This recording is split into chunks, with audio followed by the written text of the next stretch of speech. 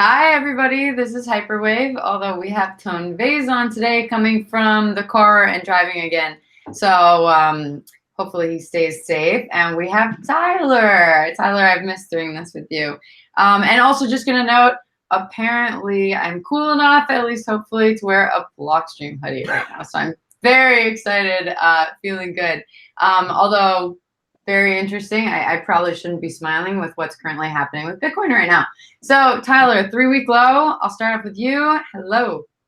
Hello, everybody. Tone, thank you very much for joining us. I feel like a sluggard here because Tone is driving down from Boston, going to DC, going back to New York, and Leah set up the dinner with Saifuddin, and then she's been doing a bunch of vlogs with Tone, and Tone's been doing more vlogs, and I've just been sitting here having an enjoyable time. So things began to deteriorate this afternoon, and I thought it would be very good for us to spend some time going into a little detail about why the last 6 hours to me are very important.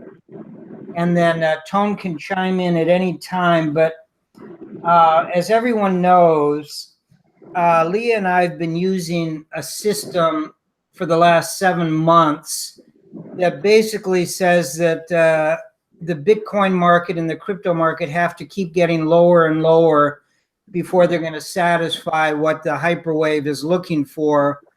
And we still hold to that right up through today. But there's been 3 or 4 very difficult periods in the last 6 or 7 months in which the cryptos were very strong. Bitcoin was very strong, ran up from 11,000 to 17,000, then ran up again from below the right around the 6,000 level all the way back up to almost 11,000, a little over 11,000. Then ran back up from the 6,000 level back to 10,000, didn't quite make it. Again, we ran from the $5,700 up to 86, 87, 8,800. Each time we've gone to lower lows. Each time we've gone to lower highs. And all of a sudden, things are beginning to deteriorate. We're sitting at 66.82 as we speak. The low in the last 4 hours is 66.71. So basically, we're sitting right on the lows. And the question is, what does this mean? We've just dropped 2,000 points off of the highs at the 8,800 level. And now, once again, we are within less than 1,000 points of the low since December. So you've got the world expert on the sequential system who has been calling for 4,975. You've got the only expert in the world on Hyperwave, so it's kind of lonely, but we now have 30 guys and girls, ladies and men, that have been working feverishly for the last month and a half, finding another 60 to 70 hyperwaves around the world, which we will begin talking about more and more. But as they're looking for these, they're becoming experts on hyperwave. They're finding things that I have not been able to find in the last 40 years. So to me, the charts we're about to look at are not in any way a validation to me of hyperwave. Hyperwave has been validated for me for over 40 years. But this is an unusual one because this is a new asset class. And from the beginning, we have been hearing from all sides that you can't use technical analysis on this asset class, meaning crypto and Bitcoin. You certainly can't use hyperwave on it, and on and on and on. And where we sit right here today at 6,690 is a very big test because I still believe we are about, and maybe we are breaking down right now to new lows since December. It's a little premature to say that, but I've got a lot of technical reasons other than Hyperwave that I'm saying it. And then what we're going to do is we're going to look at some charts. We're going to also look at the other part of the cryptos, because my thesis has been that we need to wash out a huge percentage of the ICOs and other altcoins in order for Bitcoin to get smooth sailing back to the upside. And even though we've started that process by eliminating something on the order of 60% of existing altcoins and ICOs over the last 60 days, that still means there's about 875 of them around.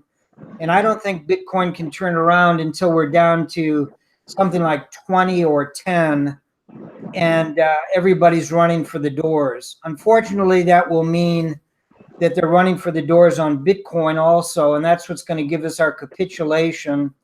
I'm hoping it's down in the 4,000 range after it breaks through 5,300, which is my phase 2 line, and after it breaks down through Tone's 49.75, which I think it will do at least interweek on both of our systems. And I'm hoping that's going to be the end of it. I greatly doubt it, because there's just too much nonsense still going on in the space.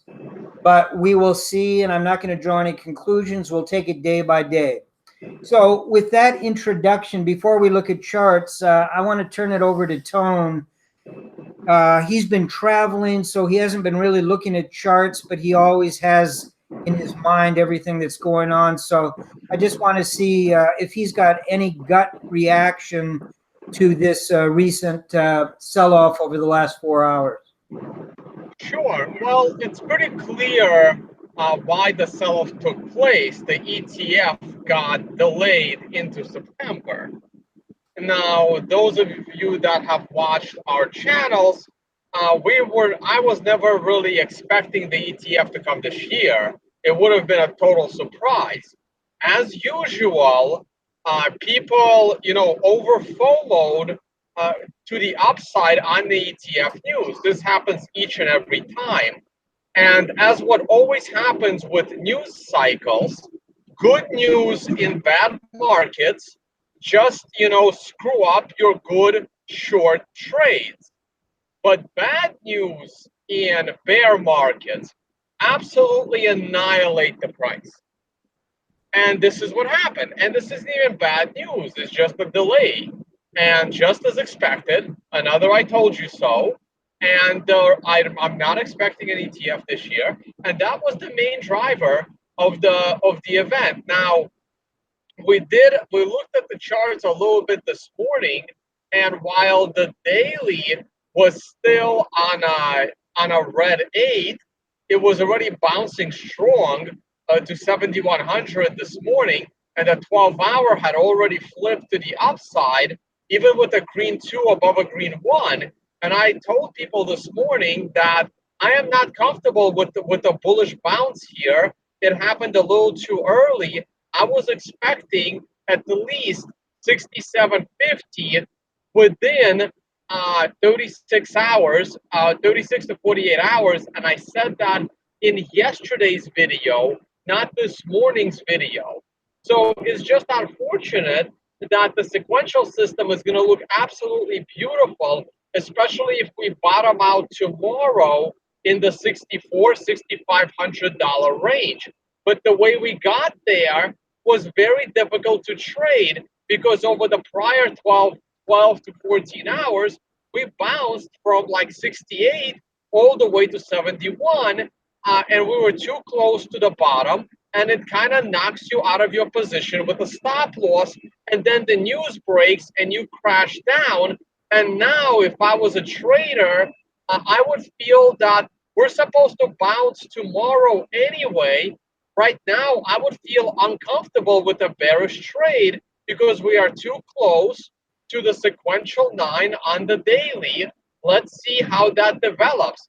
So if you got knocked out of your short trade sometime in the last 12 hours, then and you were not prepped to jump back on the short in the last 6 or 7 hours, right now at 66, 6,700, I honestly feel that the short-term short trade is a little bit too late. Wait for the bottom sometime, in the next 24 hours, maybe 48 hours.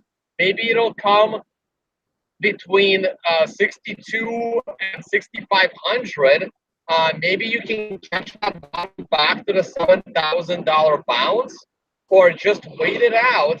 I just think that short-term trading right now, unfortunately, is hard because of the move from 67 to 71. Great. Everyone probably noticed that Bitcoin just dropped 125 points as Tone was speaking. I have not seen that, unfortunately. I was just speaking. So what price are we at right now? 65.63. Yeah, you see, it's falling way too fast. And the daily chart, which is the bread and butter, is calling for a bottom right between now and tomorrow. And that bottom could come at my beautiful, 49.75, or that bottom could come in 3 minutes. And it's just so difficult to time that if you were, that I just feel that if you got knocked out of your short trade 12 hours ago, you're just watching it, even with your expectation to go down. I just think right now, unless you're a scalper, unless you're trading the 10-minute chart, a swing trader right now, it's very, very risky, unfortunately, and this is why trading is difficult. I would, even if I was a long and short swing trader like I used to be in 2015, right now I would be just watching it. I would be in complete cash, try to catch, a 9 swing low. I would love it for this to crash down to 6,000 and have one more bounce to 7,000, then come back to 6, and then drop us hard into 49.75 sometime in about a week and a half from now. Terrific. Thanks, Tone. I pulled up a screen share, and what we're going to do is we're going to look through all of my weekly indicators, and then we'll take a look at the short-term trades. What you're looking at now is the entire. Tyler, I just want to mention. Yeah. I mention one more thing. So in your intro, you said how Bitcoin continues to make lower highs, and you also said lower lows. Now, here is an unfortunate situation again, is that it is making lower lows, but only on the end of day closing basis, because the second low did not swing lower than the first. But the third low swung lower than the first and second and closed lower than the first and second. On top of that, even if we used a linear chart, let's say, that is clearly showing you lower highs and lower lows because it only uses end of day prices, that the lower lows are such a tiny bit marginally lower that it's difficult to trade them. They give the illusion of a breakdown from prior low and then immediately reverse to the upside. And this is why I was able to call the low in February absolutely perfectly for a bullish counter trade, but I was not able to call the the April, nor the recent July lows for a counter swing trade because they were such marginally lower And that is incredibly rare in daily chart markets. That's very true. Anybody that thinks that anywhere along this bear market has been easy, trying to catch the ups and downs, I think understands better why Lee and I have been saying we would rather just be out in cash and wait for the inevitable final bottom to happen. Because as Tone just said, the best traders in the world are getting these intermediate swings wrong, and the short term tends to be a little more than a coin flip. But the chart you're looking at now includes two things. One are all the Fibonacci retracement numbers from the 19,666 high. You'll note that the recent action over the last 3 weeks has brought us from the middle of the range between 78.6, which I've got at 4,934, and the 61.8, which I've got at 8,094. What we have just done is run up for 2 weeks, breaking through from the downside, the retracement line at 61.8. But in both cases, we have now rolled over and we are sharply falling away, and we're back in the middle between those two lines. My reading of that is we will test the lower line, 78.6, which comes in at 49.34. The other thing I have on this chart is my phase 2 line, which comes in at approximately 5,300. Those that have been following it know that it started around the 4,400 when we began talking about it after the phase 3 broke. It's now climbed all the way above Tone's 49.75, above the 5,100, above the 5,200, now sits just short of the 5,300 line. So we're at 66.05 right now.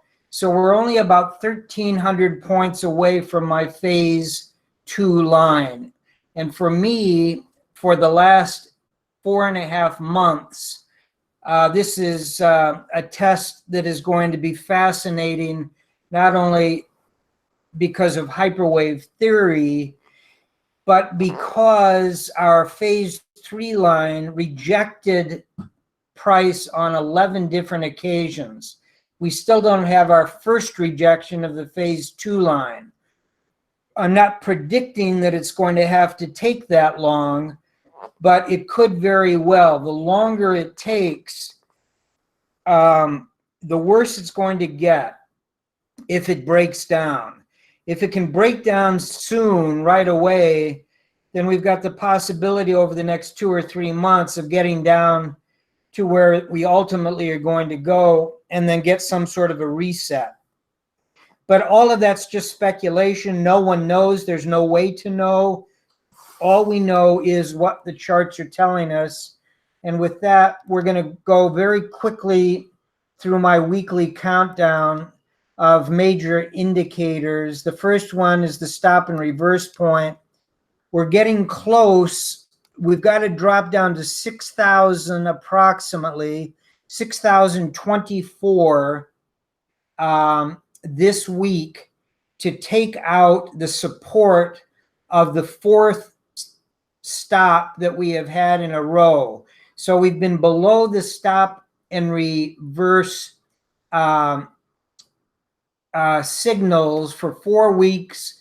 They're showing some support, but we only have another 600 points to go before we turn that negative. In my thinking, if we take out the stop and reverse point this week or next week, it's all over. We are going to begin to drop very, very quickly. We might even just drop right through that.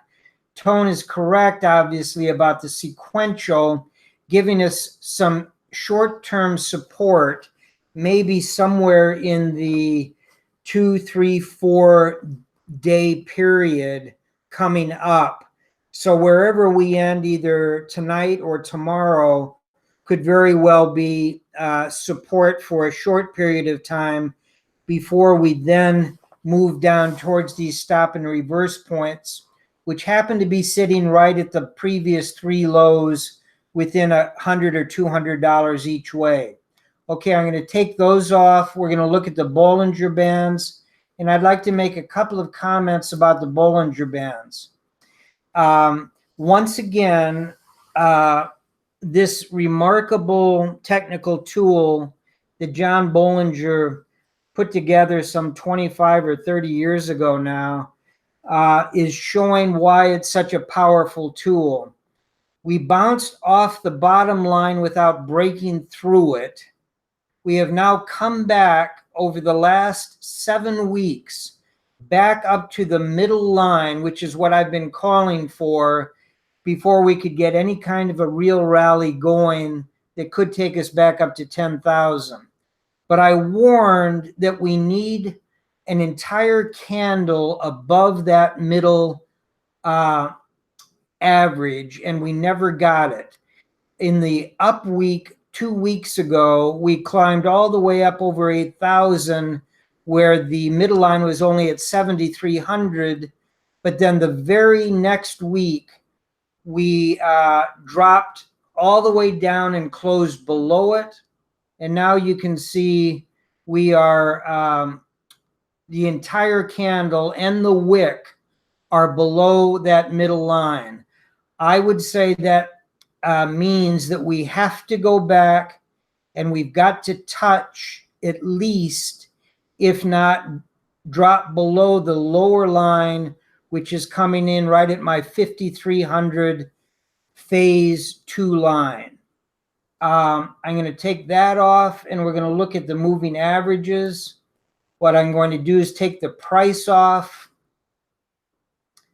of the moving averages and just look at what we call the consensio, which basically says, what are the lines telling us?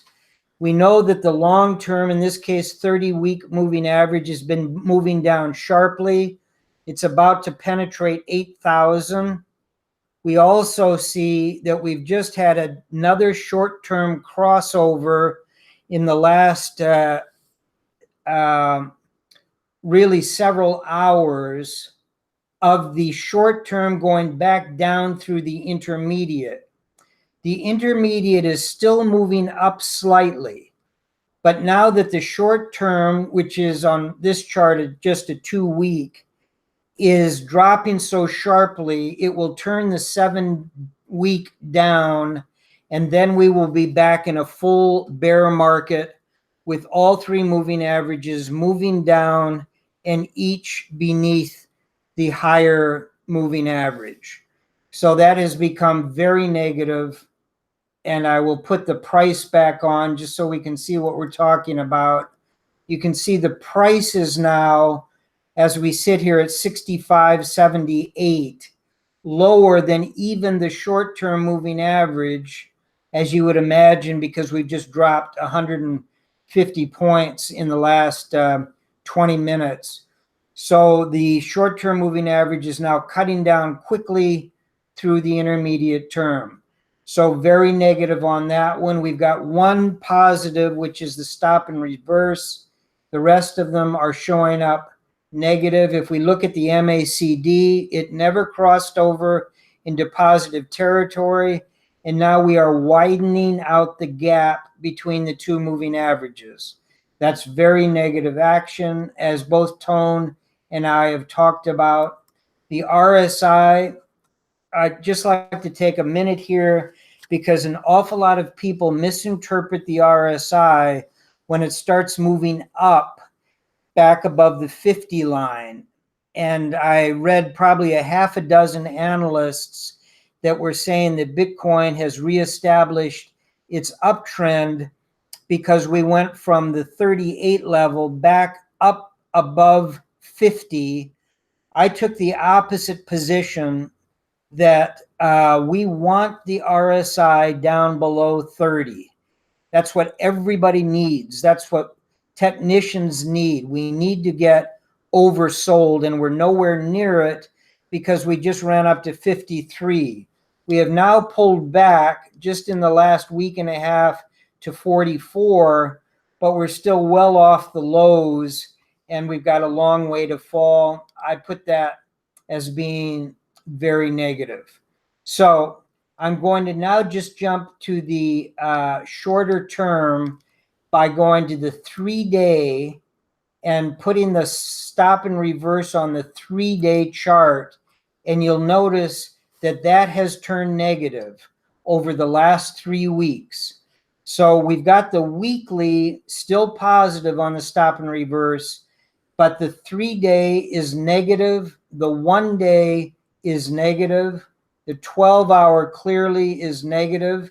It went short-term positive just for one circle or one stop and reverse point, and then flipped right back to the negative side. And Tyler, and that 12-hour candle screwed up the 12-hour sequential count to be perfectly in line with the daily sequential count. And screwed up the perfect like short trade that should have been exited around right now.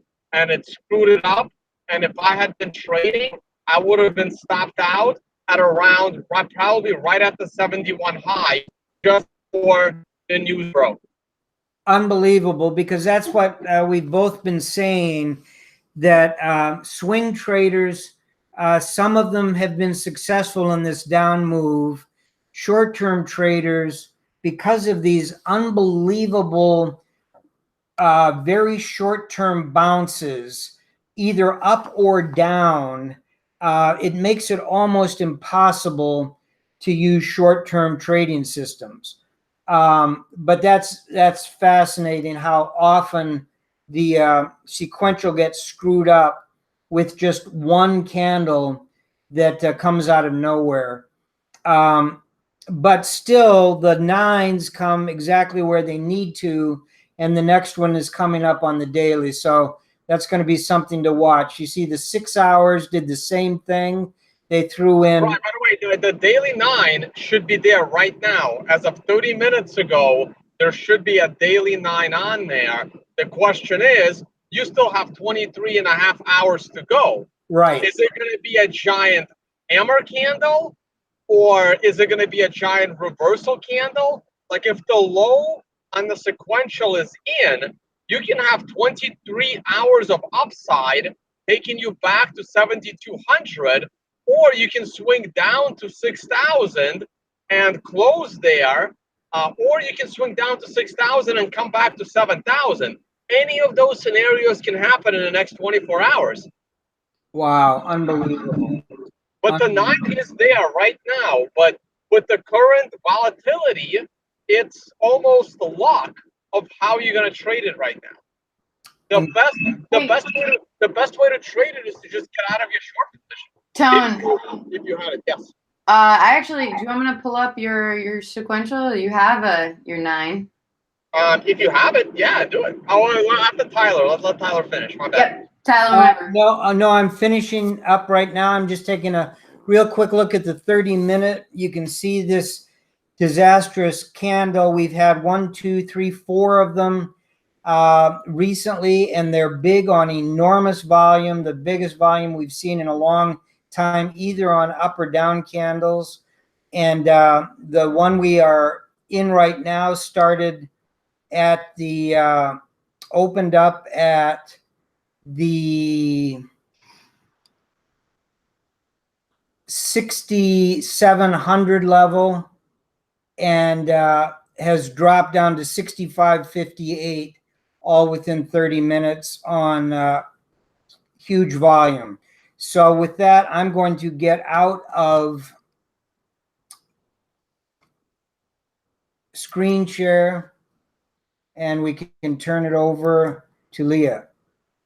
Well, back over to you guys, but here is Tone's sequential with your invite script. So at least this is on the daily. Tone, you do have your 9 here. Yeah, Leah, can you zoom in a little bit? Like, yeah. Zoom, perfect, beautiful. That's the daily 9, right? Yeah, we also Right. lost Tyler for a second. Hopefully he comes back. But yes, daily. Okay. So, yeah, that's perfect. Look, the 9 called the high, and the 9 could be calling the low right now. Now, at the moment, we're only 30 minutes into the candle out of 24 hours. And you gotta wait to see what kind of candle it is. Now, notice that TDST line, the setup trend line, the little dotted green line, that's actually important. Let's see if that line can hold the price. I have a feeling we're gonna fall towards that line overnight tonight because Asia is like waking up. They're not gonna be happy about this. So where is that line at, Leah? The dotted green line. Sorry, what? What price is that at? The dotted green line, or what's the price? 63.20. Right. I have a feeling we're gonna fall to that area. We're gonna fall to around 6,300, and then maybe even 6,200, and then bounce from there. And if today's candle closes the day as a hammer candle, it can set you up for a decent bounce, at least a 1 to 4 day bounce. But if you flip to the weekly, Yep, the weekly is, oh, that's the weekly, right? correct. Okay, the weekly is in a green 4. So I really hope this slowly goes down to 6,000 over the next few weeks, and it will set you up for a new red 2 below a red 1. Thanks, Tone. Tyler, is there any other comments you want to make on this? I could also do other time frames. No, that's good. I just thought the other thing I wanted to look at, and I think Leah's got those charts, is we wanted to take a look at what's happening in the rest of the crypto world with this sell-off. I know that absolutely Ethereum and Litecoin have dropped sharply. Ethereum's trading around 376, and Litecoin right now in US dollars is all the way down to 66. I saw 64 not too long ago. But Leah, I think you've got them in Bitcoins, don't you? Ethereum, Bitcoin. Yep. Okay, so we can see on that chart. Do you want to do full screen share on that? Yeah, it is full screen share. It's just Okay, there we go. So, and this is the weekly. Yeah, Leah, can you lock that in so that it displays? It keeps jumping in and out. really okay. It is locked in. Oh, it is locked in. Okay. Soon. Okay, there we go. Ethereum, Bitcoin, and that's a weekly. No, that's the daily chart. Good. So we can see that it is dropping for the last day and an hour faster than Bitcoin, which is what I assume will happen all the way down to wherever we're going. And I would also assume, but I'd love to hear what Tone says, I would assume that the alts and the ICOs are going to accelerate very quickly to the downside once we break the lows at 5,700.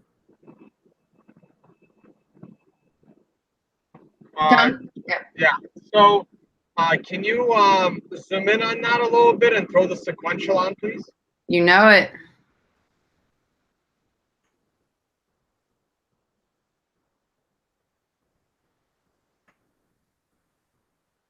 Yeah, so it's breaking down now. This is very, very bad. Like below the lows, look how it bottomed on a 9. Beautiful 1 to 4 candle correction. And now we're starting to trend down. You had your price flip, and now you're waiting for a red 2 to go below a red 1. Probably will not happen. Probably a red 3 below a red 2. And then below the lows of that 8 candle is where it should accelerate. Can you flip that to a weekly? Yes, I can. Wow.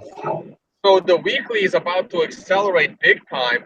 Wow, look at that bounce like a month ago off of the 8 candle with a 9 following that.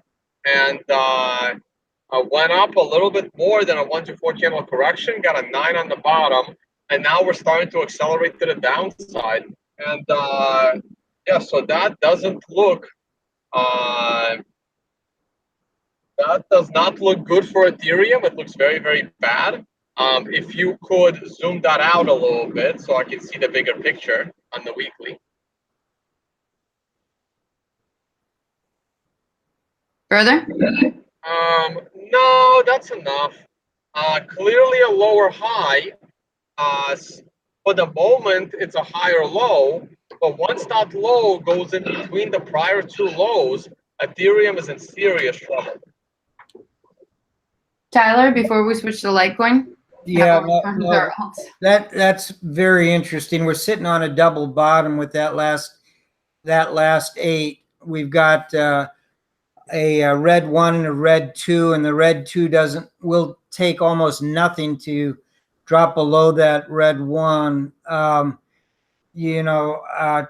me, we're looking at going all the way back down very quickly to those previous lows back in December. By the way, to play my own devil's advocate, Ethereum going down to $10 is actually the greatest thing ever for Vitalik Buterin.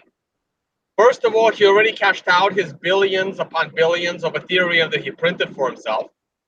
And second, if Ethereum drops to an unreasonably low price, it becomes very easy for him to convert proof of work Ethereum into proof of stake Ethereum.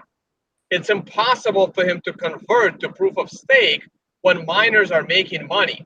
But when miners are dropping like flies because Ethereum has fallen to $10, and the stupid people that are sitting on mountains of Ethereum, they would love it because they get to earn more Ethereum for stake in Ethereum, which means they get to earn interest in Ethereum on a low price of Ethereum, which they are bag holders of anyway. So Ethereum falling is actually like Vitalik's dream to move it to proof of stake. Wow. Amazing. Leah, would you mind pulling up Litecoin? Yep, and your mic is just a little reverb, mine probably too, but if you just move back a little tiny bit. But yes, Litecoin is up and it's on the daily. And if Tone, you want me to do on the indicators, I can do that for you too when you start talking. Yeah, so while Tyler talks about it, throw the indicators on, please. You got it. Yeah, so now this is the relative chart of Litecoin to Bitcoin going all the way back into June. And it's just been a straight shot down, and it's accelerating to the downside on a relative basis to Bitcoin, which again is my standard theory. And to me, this is actually fundamental, not technical information. Because to me, the thing that has been holding Bitcoin back from going back into a bull market are all these other altcoins and the confusion that they've caused with regulators and with the public in general. Therefore, my solution to the problem of getting to a bottom in Bitcoin is for charts like this just to continue. Tone. Thanks, Ty. Yeah, the sequential is about to accelerate to the downside here. You have a red 2 that did not go below a red 1, identical to the Ethereum. However, unlike Ethereum, you are a lot closer to the recent daily lows from a week and a half ago. So the acceleration of Litecoin should start pretty heavily and soon. Let's throw the weekly on. Yep. Okay. And the weekly remains bearish, right? You saw that 9. That 9 did not lead you to any kind of reversal. the red 2 on a weekly went below a red 1 2.5 weeks ago. That was your weekly short trade. You are playing the countdown right now. The countdown looks like it's on a 9 of 13, and you can get a 913 pretty much on the same candle in about 5 days. It'll be one candle off, basically. So it doesn't look good. If you can zoom out a little bit. That's 5. That's 5 weeks. Oh yeah, 5 weeks. Yeah, you got about 5 more weeks, maybe 4 more weeks of downside. And I mean, we're using Binance here, right? Yeah. Yeah, so Binance doesn't have the kind of history that other exchanges would. It's okay. It's okay. You don't have to flip it. You're flipped. Here's Bittrex. Perfect. Can you just zoom out more? Mm-hmm. We're on a 12 on Bittrex.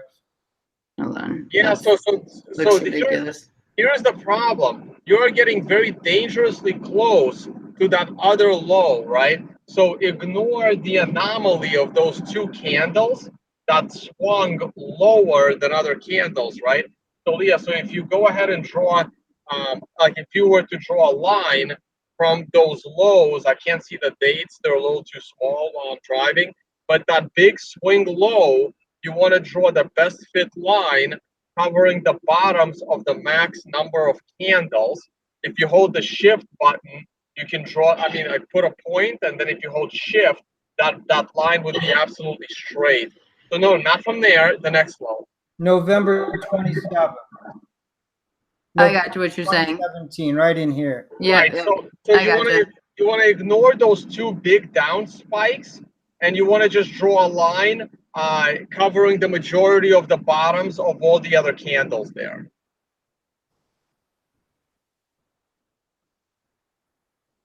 You with me? Yeah, you cut out on my end. Oh, sorry. A little bit higher than that, like a smidge higher, so that you're in the middle of that red candle. There you go. That's right good. there. Yeah. Sorry, So I couldn't hear you. Yep. Right. So if you hold shift, that line, if you hold the shift button, but you're on a Mac, so I don't know what the hell buttons you guys use over there. Right. But that line would be straight. No, you want to draw a straight line. Mm-hmm. So there is a shift button on Windows that will make it straight completely. But that's your line. And if Litecoin goes below that line, it's gonna just, I mean, that's bad. That's your low. And notice the prior double low in the year before that candle. That double low is in jeopardy as we speak.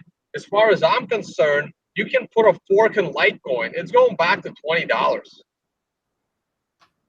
Thanks, Tyler. Wow, unbelievable.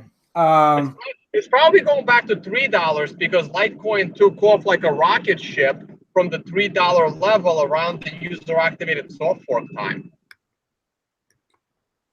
Well, we've covered all the stuff that I wanted to cover, which is basically, this is a very important move right now. It's not over.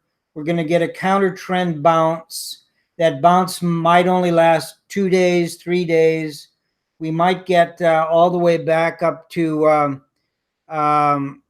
maybe 7,000, maybe 7,200, but probably not that high. We could drop all the way down to 62, 6,300. And that could happen in the next 20 some odd hours. But net, we are now on our 4th big swing from the December highs, both down and up as one cycle, a second down and up, a third down and up, the 4th down and up. And the last 3 have all ended within a couple of $100 of each other, around the 6,000 level, 5,700 on the bottom, 62 to 63 on the top end of that. And I see nothing technically, and even a smaller amount fundamentally that is going to stop this from cascading at least down to the 5,000 level. Yeah, but here's what I want to add to that, right? like you just said, Tyler, the prior two big drops in price have all reversed within a few $100s of the prior low, being that $6,000 area. And because we have just come down unreasonably quickly from 8,500 back to the $6,000 vicinity, we can have another one of these swings, but it will probably not going to reach 8,000. But it's enough to screw up your account if you take on a bad trade. Yep, absolutely. So we can easily reverse from 5,800 one more time and go all the way to 7.5, even 79.50, and still have it be a perfect downtrend within like a perfect textbook bear market. Yep, I can't argue with that at all. Leah, do you have Questions? anything else or some good questions? Tone's getting pretty close. Another, what, 20 minutes, Tone?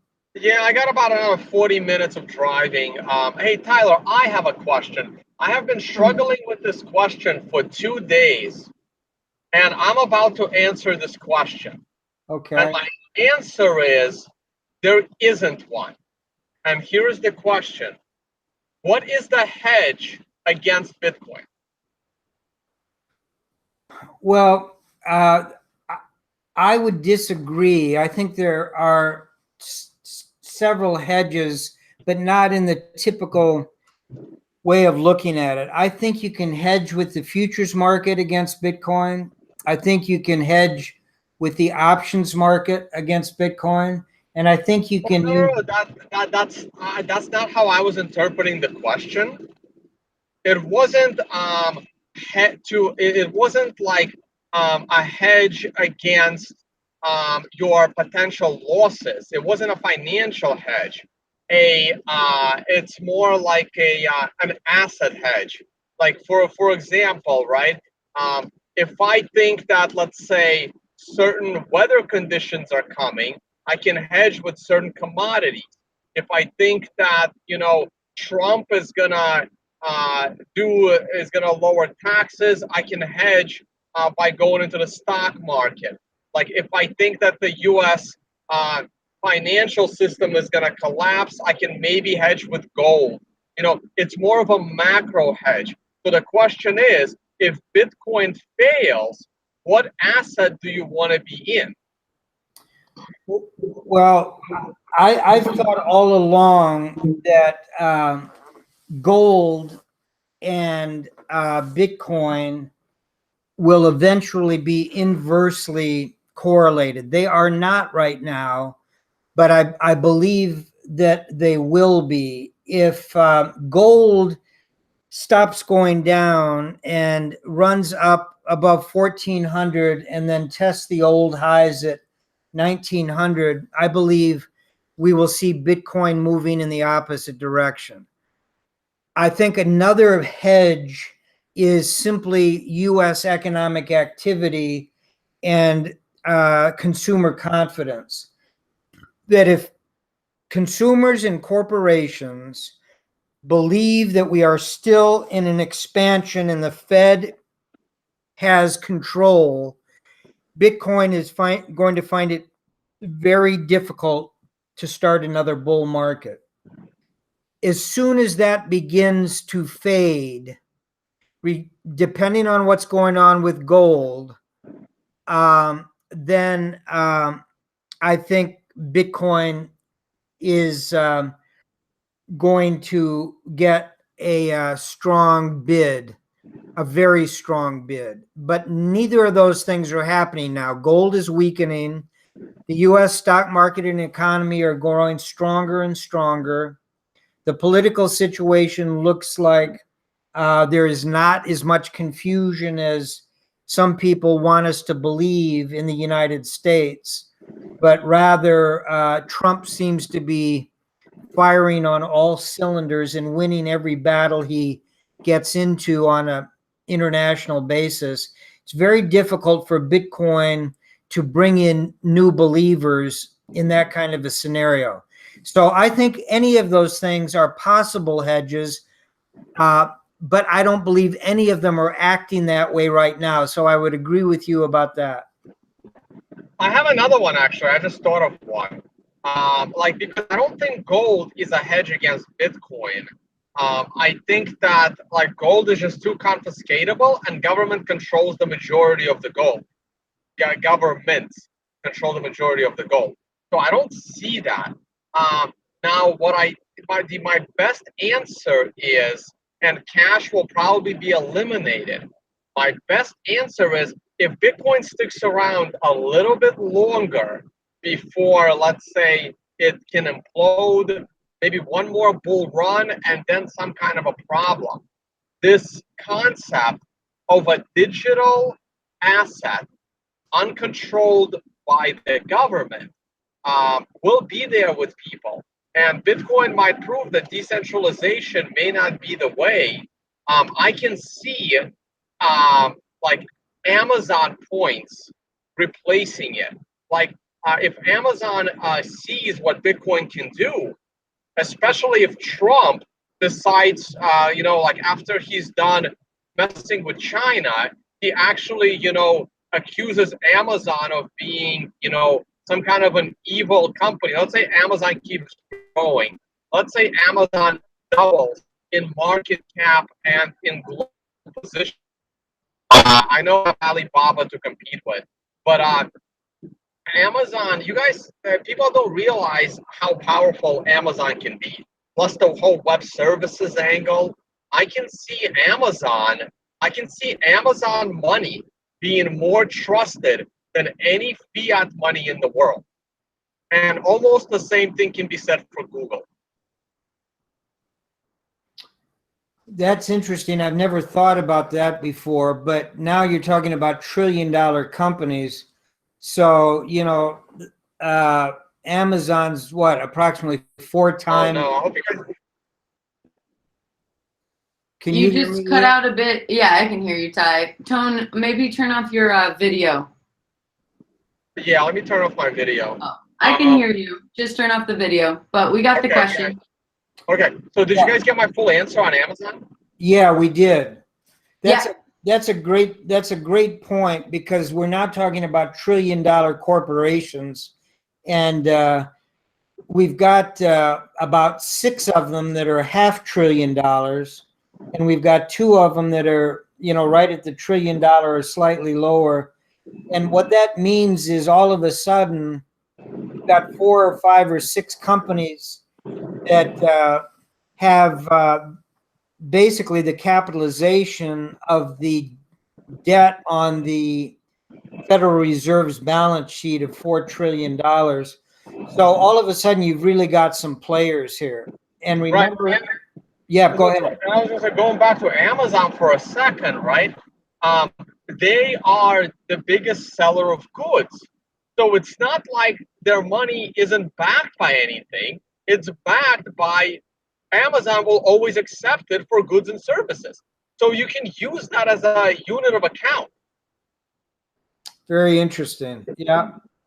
Well, so I think there are a number of things that really Bitcoin is going to be responsive to or responsive against in the coming years. And that's why, I think things have got to fall in the right way at the right time. And right now, the only thing that's falling is Bitcoin prices and crypto prices. And we've got to get out of this cycle before we can really see what it can do. Tone, do you have another question? These are good ones. There's a couple, but yeah. I do have another question. Somebody brought it up on our live stream, but we didn't have time to answer it. So I have not looked at the price of the US dollar, but people are saying that the US dollar is going up, and that could potentially cause pressure on Bitcoin. Now, I would say that is irrelevant for Bitcoin. I think Bitcoin's volatility and the traders of Bitcoin have 99.99%, and the US dollar having a very tiny fraction of that. Now, when it comes to gold, then the answer is yes. I think the US dollar strength and weakness has a fairly large influence on the price of gold, maybe to the tune of 20 to 33% of the price of gold can be correlated to the swings in the US dollar versus other fiat currencies because gold is priced in Bitcoin. Sorry, gold is priced in US dollars. Now, Bitcoin is also priced in US dollars. However, the buying and selling pressure of traders is completely dominating it, and the US dollar swing versus other fiats is just not relevant to Bitcoin. Yeah, the dollar for the last 7 months has moved up from 89 up to 95. So it's had an enormous move up. But a year and a half before that, it was up at 102 when it started its slide. So as you said, when the dollar fell from 102 down to 89, gold prices went from the $1,060 level up to $1,380.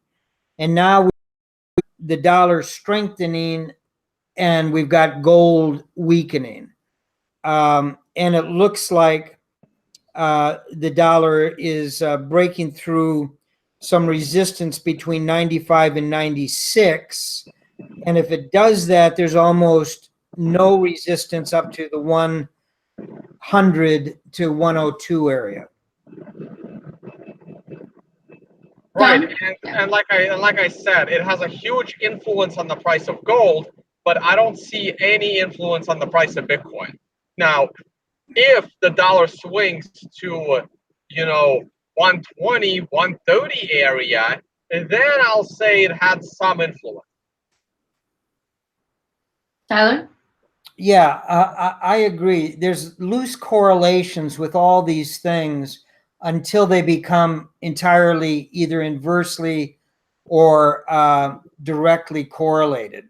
And that's what we saw in 2007, 8, and 9, where everything began going back to their historical correlations or inverse correlations almost overnight. During periods of relative calm, which is what we have when you look at the U.S. economy and the U.S. stock market and the dollar, even though we've got all this trade nonsense going on, the correlations break down tremendously over short periods of time. So I would agree. We're in that no trade zone right now in terms of correlations. More questions, DJ Ton? No, I think I got mine out of the way. All right. Wait. Here's a question for Tyler on Hyperwave, because I think I mentioned it to you, but you guys haven't done shows in a while. Hey, Tyler, so your charts depend heavily on linear scales of things flying up. How do you manage, let's say, like we both agree that Amazon is in a hyperwave. Right. Like if Amazon, right now, Amazon is almost a $2,000 stock. What if they decide to do a 10-for-1 split and go to a $200 stock? How does that affect your Hyperwave charts? I'm sure they're going to look different. Believe it or not, they really don't. And the best example of that is GBTC. GBTC had a split back in January, 99 to 1, and did not change the chart formation at all.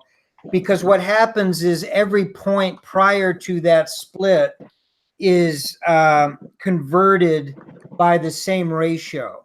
Therefore, the overall pattern does not change. Yeah, but I just can't see the chart like looking like I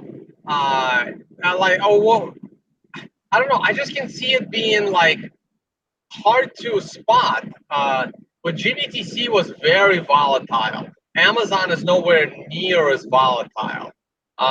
Anyway, I gotta try that out. I gotta like divide the price of Amazon manually and see how it looks. Yeah, if you the way I used to do it, just to satisfy myself that it worked, is if it's 2,000 now and you have 10 to 1, it's gonna go to 200. Well, when it was at 1,000, the 1,000 candle is going to drop from 1,000 down to 100. And 100 candles are going to go from 100 down to 10. So what happens is the ratio between them is exactly the same as it was. I know, but it's just visually. I find it hard to picture that it would look like a hyperwave visually. Yeah, I know what you're saying. But then all you have to do is you've got a little hyperwave that's 1/10 the size of the one you started with. So blow it up 10 times and it'll look exactly the same. All right, Leah, all you. Yeah. All right, Tyler, you like volume, so don't worry. Tell him this one's not going to you. What volume in Bitcoin options is enough to be relevant for pricing, i.e. implied volatility for expected price range? I cannot answer that other than to say these are tiny, tiny, tiny futures and options markets. There's no volume. There's almost no volume. So to say from going from very, very tiny to what level will it become significant, I don't know the answer to that. I do know that things like palladium, which has been traded for decades and decades on the futures markets and on the options futures markets, very often has little to no volume. Probably as low as what we're seeing now with Bitcoin. And what you get is you get huge gaps in price because there's just not the liquidity that is demanded to get smooth pricing. And I see Bitcoin the same way. If we get up to $1 billion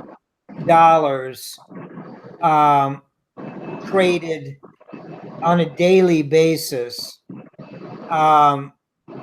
then we're probably getting the kind of volume we need. But I really haven't looked at it that closely.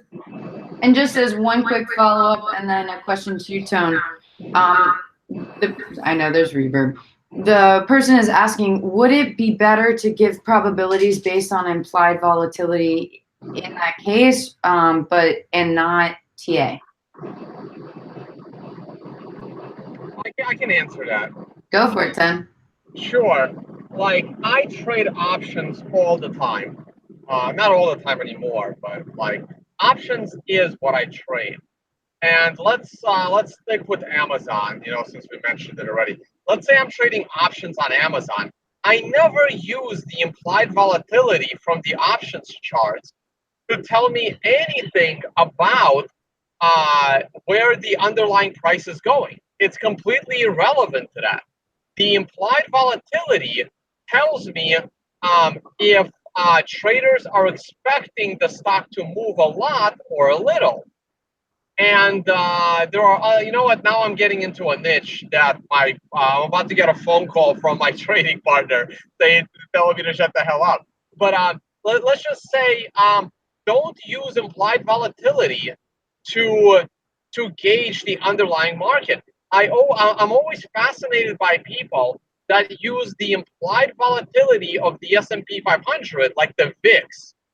The VIX is derived pretty much from the option space, and it's the volatility of the S&P 500.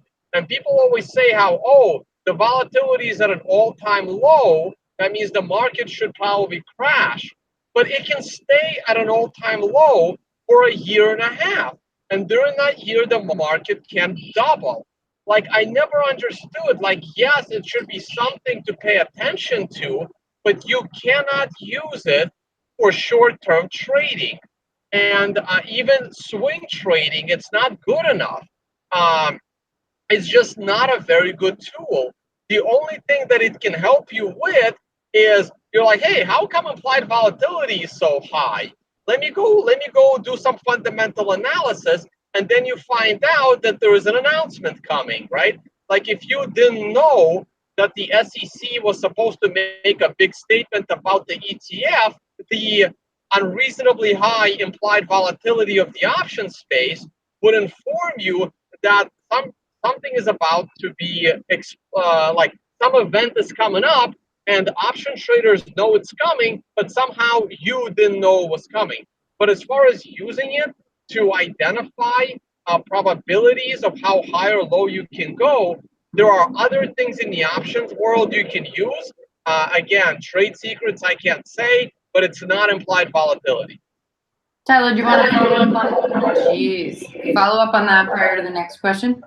No, I'll Okay. let that stand. All right. Hey, Tone. Yes.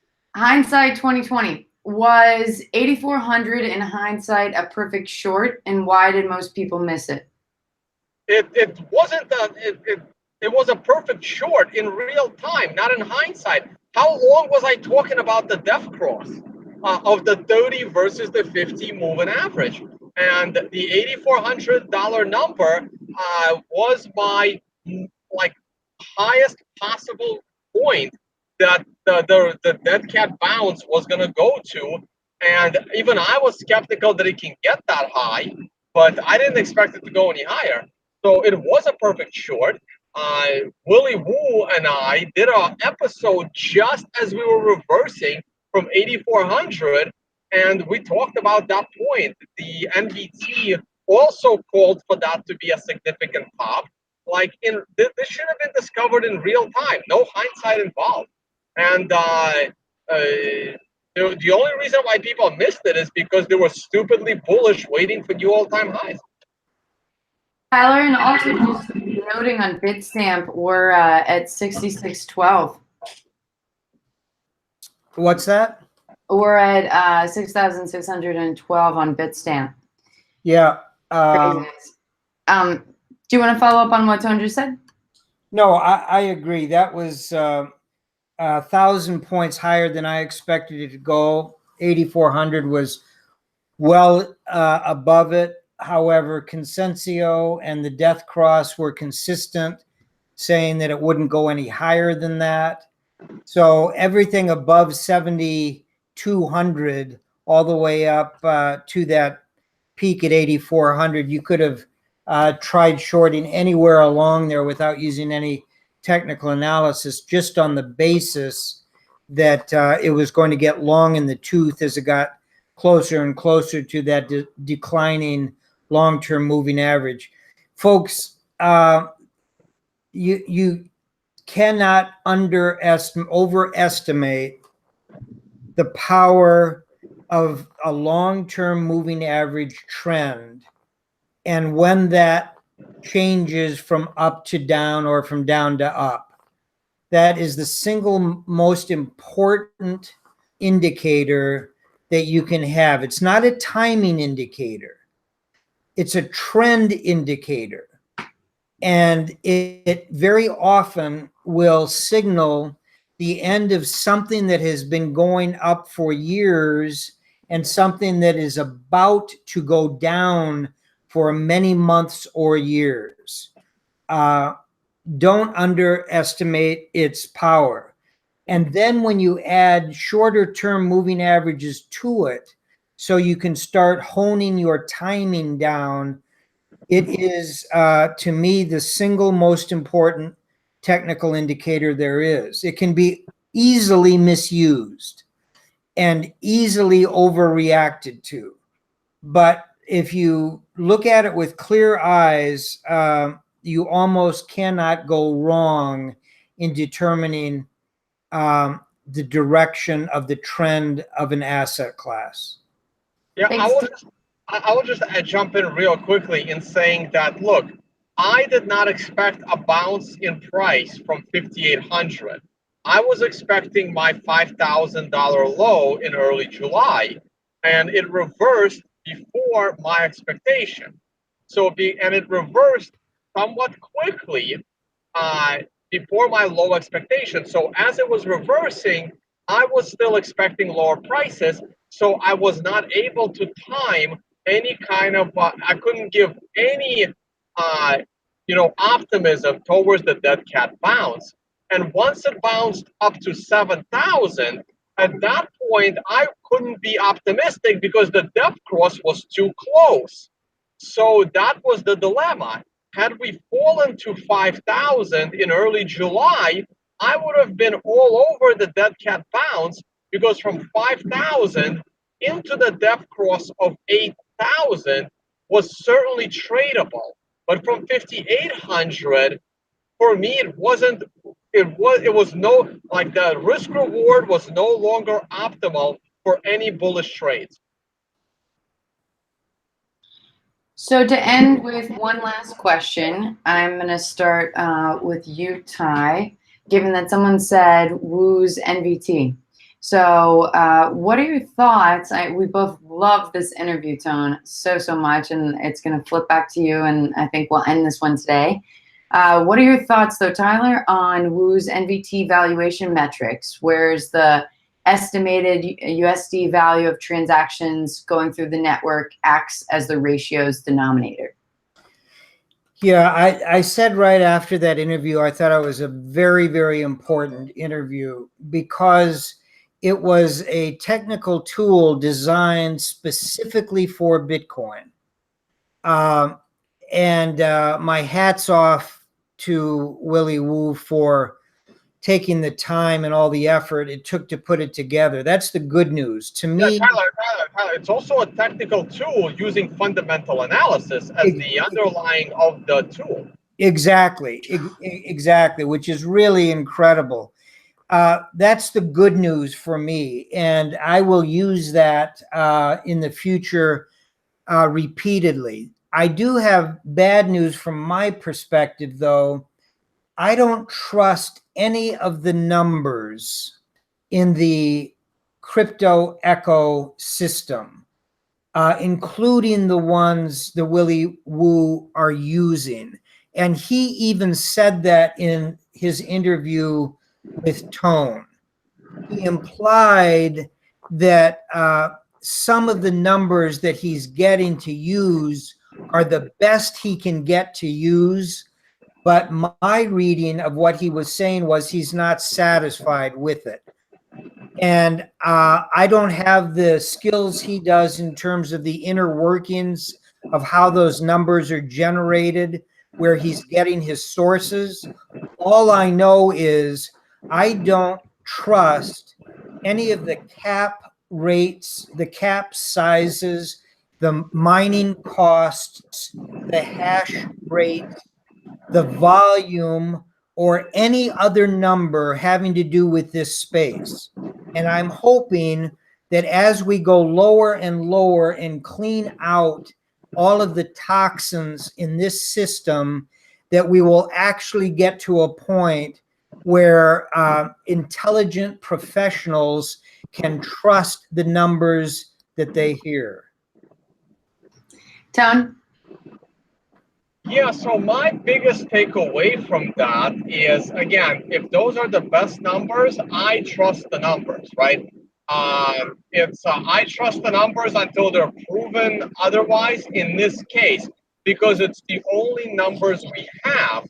And he is using them from, he's just using the transactions in the network. Now, my biggest takeaway is the fact that he is proving to you that the more Bitcoin is used in transactions, the more, the more it drags down the price. He's proving to you with fundamental analysis that hodling is what's best for the price of Bitcoin. And during bear markets, people spend Bitcoin way more than they spend it in bull markets because they want to get rid of the Bitcoin. So that pretty much was my biggest takeaway from those values. Tyler, it looks like you had one last thought. Otherwise, there is one last just fun question, and then I think let's do one more. I'm coming up on a bridge. I'll turn my camera on and I'll turn it around so you guys can see what I'm driving over. Oh, good. All right. Well, I'll do a really quick fun one, and then we can see your face, we'll throw that back on. I got 5 minutes till I reach it. Yes. That's perfect. All right. So the question is actually, If we could each recommend one book for learning something about markets, what would it be? My answer is The Intelligent Investor by Benjamin Graham. Absolutely. Tyler, what's yours? I actually really like Stock Market Logic by Norman Fosbeck, because what he does is he goes through all of the assumptions and adages and myths about Wall Street and then statistically either proves or debunks them. And it's in like the 14th edition. The first one came out, I think, in the early 1970s. But it's a very fun read because it takes everything into account: technical, fundamental analysis, all of the rest of it, plus all the fun things like the football indicator and the holiday indicator and all of these kind of things. So for someone just trying to get rid of all the nonsense that you hear about markets, it's a great way to get started. Tone. So Tone doesn't read books. Third person. Tone had to wait for the audio book of the Bitcoin Standard in order to actually read it. And I've never read a single book about trading, fundamental or technical. Not one, never. The only finance books I've ever read have been textbooks. Options, Futures, and Other Derivatives by Hall. Active Portfolio Management, I forgot by who, another fame. Like if you're in a quantitative finance major, you should be very familiar with these books. Financial Calculus, Time Series. There's a few of those. So the only thing I can recommend is, Ugly Old Goat swears by this book called The Art of Execution. I have not read it yet. I heard it's small. It may actually be a book I'm capable of reading, maybe. So I have to get it. There is no audio version. I don't have a book recommendation. The Tom DeMark book to learn his indicator. Another book I've never read. I've never read How to Trade the Tom DeMark Indicator book. I learned it, from traders. I didn't learn it from the book. I'm just not a book person. I've read about, I don't know, half a dozen books in my entire life that weren't textbooks. And that, encompasses junior high school and high school. I've definitely paid a few people to write my book reports for me back in the day. Just not my thing, guys. Not my thing. I think that was Greenold, however I pronounce it, your textbook that you were talking about. And Lee, I think the one that Art of the Execution, but Tyler always has like the genius brain of names. Anyways, gentlemen, maybe one more question if you'd like it. Otherwise, I think that we can end it. Yeah, we'll do one quick, very short one. I'll keep it short. Oh, yeah, possible. Just kidding. Okay, so for you to then, Tone, couldn't Bitcoin just be in a normal retracement to the inverted head and shoulders before going higher than 8,500? I don't know what that means. There's no such thing as a normal retracement now that we're down like 65 to 70%, right? Like a normal retracement to me is 38% Fibonacci. Anything beyond a 38% Fibonacci is no longer a normal retracement. It's a full-blown bear market at that point, especially if it lasts longer than a couple of weeks. Guys, it'll be a mirror. We have either an ascending triangle or a symmetric triangle on a weekly, and it's massive. It will be a miracle if we only fall to $5,000. Tyler? Here. All right, gentlemen, I think we are done for the night. Everybody, thank you so much for watching. Let me turn on my camera. Hold on. Okay, we're gonna do some sightseeing now. Yeah. In the dark. Yeah, can you see that bridge? Maybe he still has the machete. Oh, I'll put you on the big. Go. Oh yeah, dude. And this seems very dangerous. I don't know if I want to support this situation. That's beautiful. Hold on, I'm gonna drive over. I'm gonna drive over in like a minute. So So Leah, how was Tone's visit? Why are you still talking in third person, by the way? And second of all, by the way, for everybody watching right now, Tyler has his pilot's license, so he has seen some beautiful scenery before. Just putting that one out there. I have, but I'm getting nauseous right now. I'm too. Look at it. There we go. Tone, you're back on. Tone's visit was a lot of fun. Did you enjoy dinner with Stephanie? Oh yeah, that dinner was great, and yes, the dinner was amazing. I'm gonna do my best to stay carnivore. Again, avocados problem, but it's good that like at least you can drink your addictions as long as you don't actually process them in your stomach. Tone, do you have an easy pass? Because it looks like you went a little too quickly through there. You know, we can't support illegal action right now. I do have an easy pass. I wasn't paying attention how quickly I went, so but that's okay because I got on the turnpike at the very earliest point. So even if I blew it, it's gonna be the exact same charge. Oh my days. All right, everybody. Goodbye. Tone, absolutely everybody here in Washington. There's our bridge we're about to go over. Looks like thunderstorms too. Yeah, you can see some lightning. How is the camera quality right now? It's great, but there's dead bugs all over your windshield. Look at that. Not bad. I mean, I've been driving from DC. It works. Thank you, Tone. I appreciate it. Yeah, Thanks, Tone. guys. Thanks so much for calling in from the car, especially. And Tyler, you're the best. Thanks, Thank partner. you very much, Leah. Bye, guys. Bye-bye. Guys. Bye. Oh, there's Tone's face. Okay. Bye, guys. We're gonna let him drive. Bye, everybody. Have a good one.